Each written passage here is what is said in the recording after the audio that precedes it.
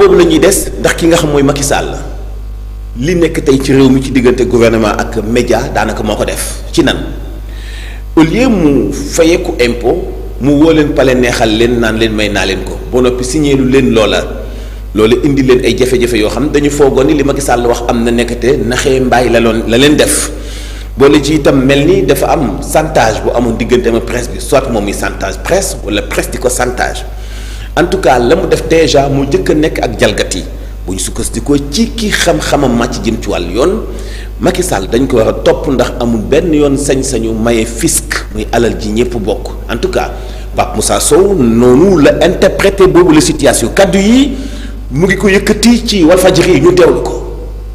di mayeloo moomul loolu faaw nga am fit. borom fit la moom quoi qu'on puisse lu moomu ko moom fisc bi. et la loi fiscale est du ressort exclusif de l'Assemblée nationale. jaarul assemblée am fitam di maye loo xamante ne moo ko léegi nag moom ma ko maye na ñëw wax ni fu mu teg loolu nan day amnistie fiscale. ña jox entreprise yi amee bor fisc nga jox leen aide à la presse.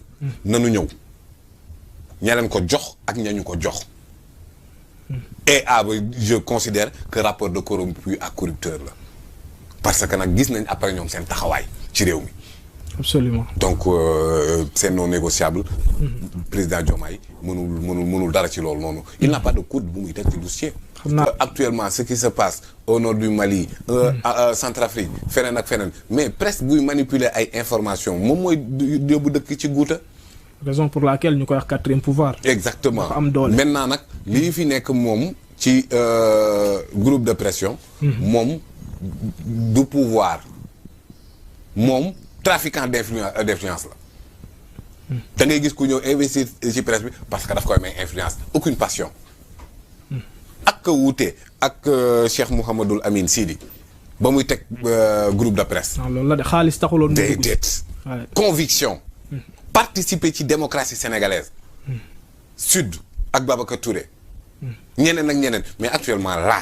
ay hommes d'affaires ñoo fi nekk ak ay politiciens des fois. politiciens véreux. yoo xamante ne mënoo teg sa loxo ban contribution bu positive la ñu def ci Sénégal donc kon amul wër-wërloo.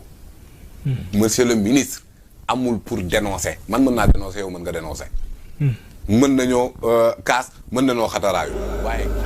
muy position bu Pape Moussa Sow nekk juriste doon jàngat itam situation ak ci wàllu yoon est-ce que ak ci nan la ñu war a baale ay fisc est-ce que ni ko Macky Sall yi dafa woon noonu la wala déet en tout cas bari na ay jalgati yoo xam ne am na ci ba tey mu indi tiraillement bi ak coow li la mu jàpp mooy force dañu war a fay fisc bi safaanu loola xanaa am na fu mu war a jaar ci ay procédures foofee ci assemblée nationale da ngeen explication yu leer yi nga xamante ni bi def na ko moom Pape Moussa Sow dinañu leen ko dégtalaat ci beneen tomb bu bokkul ak wàllu presse bi.